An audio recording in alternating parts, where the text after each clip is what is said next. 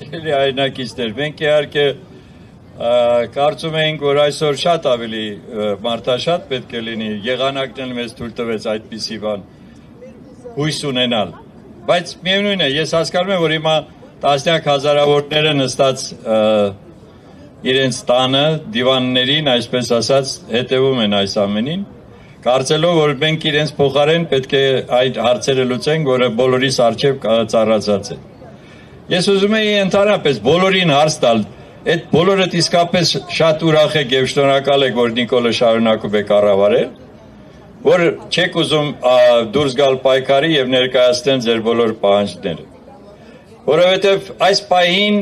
վտանգված է ոչ թե միայն մի հատվածի ապագան, ամբողջ Հայաստանի եւ հայ ժողովրդի ապագան է վտանգված։ Մենք գործ ունենք մի մարդու հետ, որը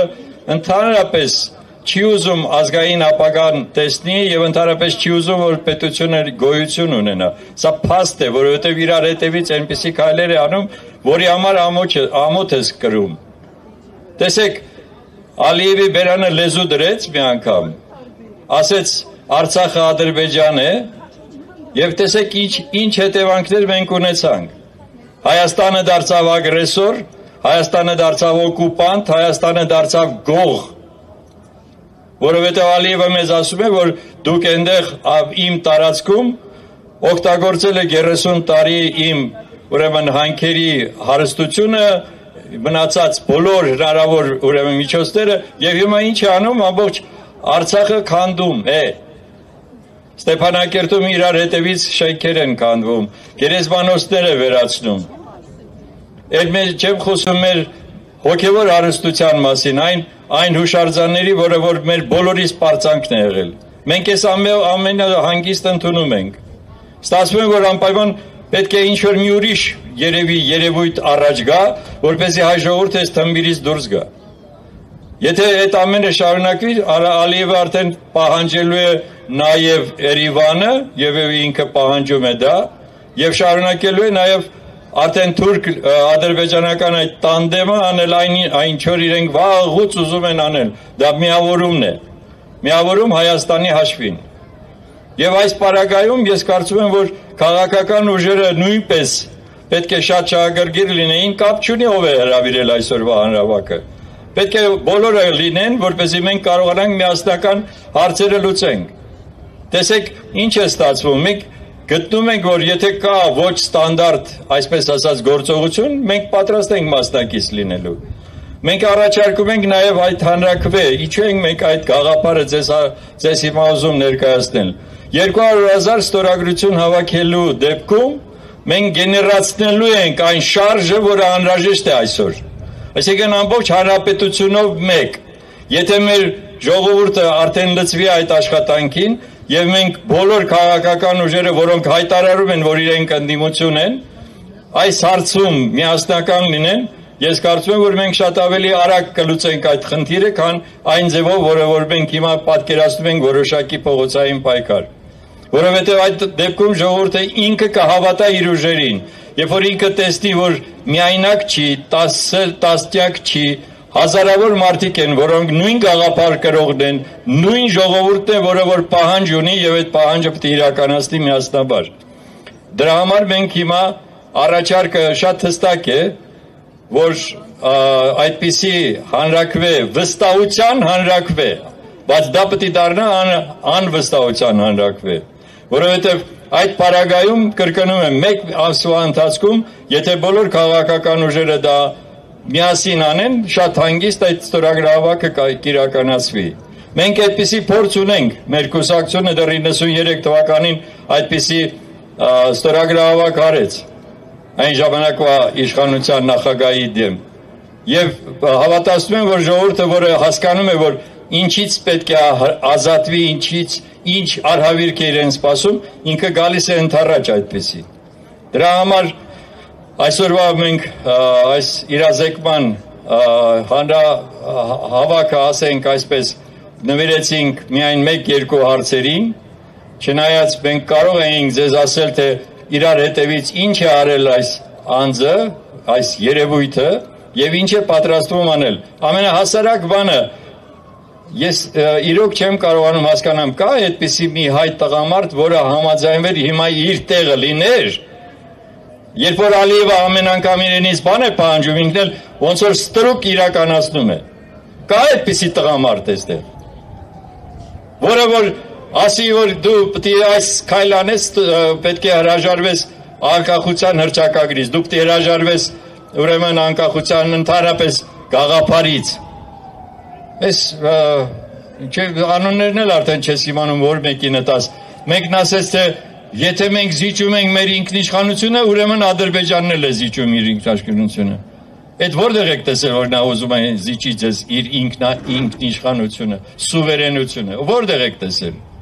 Նա ընդամենը տասնյակ պահանջներ է դնում։ Աղերսում է, որպեսզի ստորագրի այս համաձայնագիրը։ Երբ որ Ալիևն ասում է, ես ուրեմն կանեմ այդ դեպքում միայն, երբ որ դու ես 10 պահանջը նորից կատարես։ Հիմա հասկանում ենք մենք սրա հետևանքը որն է։ Եվ եթե հասկանում ենք, ուրեմն մենք նորից կրկնում եմ, դիմում ենք քաղաքական ուժերին, հասարակական կազմակերպություններին, մենք առաջիկայում կհրավիրենք կլոր սեղան, կտեսնենք ով կգա եւ բոլորին ենք հրավիրելու իհարկե, որտեղ սա այն հարցն է, որտեղ որ չկա տարաձայնություն իմ կարծիքով, որտեղ բոլորը հայտարարում են, որ օր առաջ պետք է հրաժարվել այս իշխանությունից։ Եթե այդ գաղափարը կա, եկեք այս գաղափարը այսպես էլ իրականացնենք։ Զուգահեռ կանեք այլ բան, մենք պատրաստ ենք ձեզ հետ միասին այդ մյուս գործողություններին ենթակա լինել եւ պատրաստ ենք մասնակից լինել։ Բայց հիմա նաեւ օգտագործենք այս լծակը, որը համոզված ասում եմ ձեզ, ժողովուրդը այդ դեպքում ինքը կհավատա իր ուժերին, ինքը կտեսնի, որ այո կա հնարավորություն համախմբված միասնաբար անել այն, ինչ որ ինքը ուզում է։ Եվ ես այս պարագայում նորից ընդամենը կրկնում եմ, եթե սա այն լակմուսային թուղթն է լինելու, տեսեք մենք ոչ մի բան չենք առաջարկում այլ բան, առաջնորդ լինել, չգիտեմ, նախապատրաստվող եւ կամ այսպես ասած առաջնահերթություն չենք դնում մեր առջև։ Մենք ասում ենք եկեք բոլորս միասին փորձենք այս հարցը կարգավորել։ Այդ դա տեսնենք թե ովքեր են արձագանքելու եւ ինչպիսի արդյունք մենք կարող ենք ունենալ։ Այսօրվա այս իրազեկման հավաքը մենք շարունակենք, Հրանտ Բագրատյանը դեռ կներկայացնի մեկ այլ փաթեթը, որ ասեցինք, մենք հատուկ ուզում էինք, որ Արցախահայության ներկայացուցիչները, որոնք խոստացել էին, որ անպայման գալու են եւ ուզում էին, որ գային, մենք ներկայացնեինք ավելի մանրամասն, թե մեր առաջարկները որոնք են, որովհետեւ իրականում դա ոչ միայն իրենց է վերաբերվում, այլ վերաբերում է 120,000 մեր հայրենակցին, որը որ կարող է հեռանալ Հայաստանից եւ ընդհանրապես փակվի այդ էջը։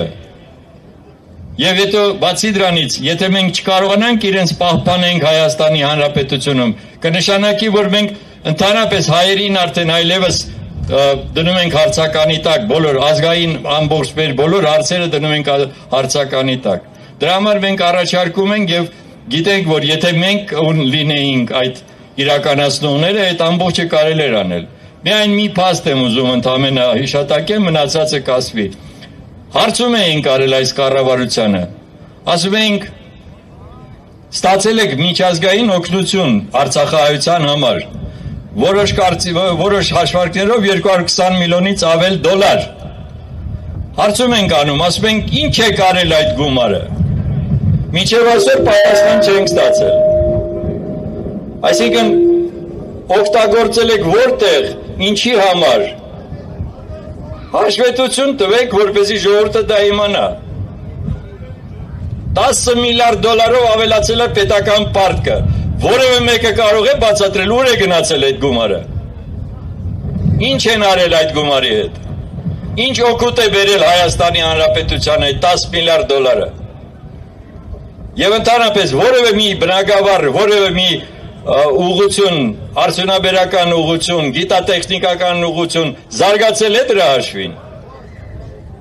Այս հարցեր են, որոնք որ պետք է բոլորիս հուզեն եւ պետք է հասկանանք, որ եթե սեն շարունակվի, իրականում ամբողջ այս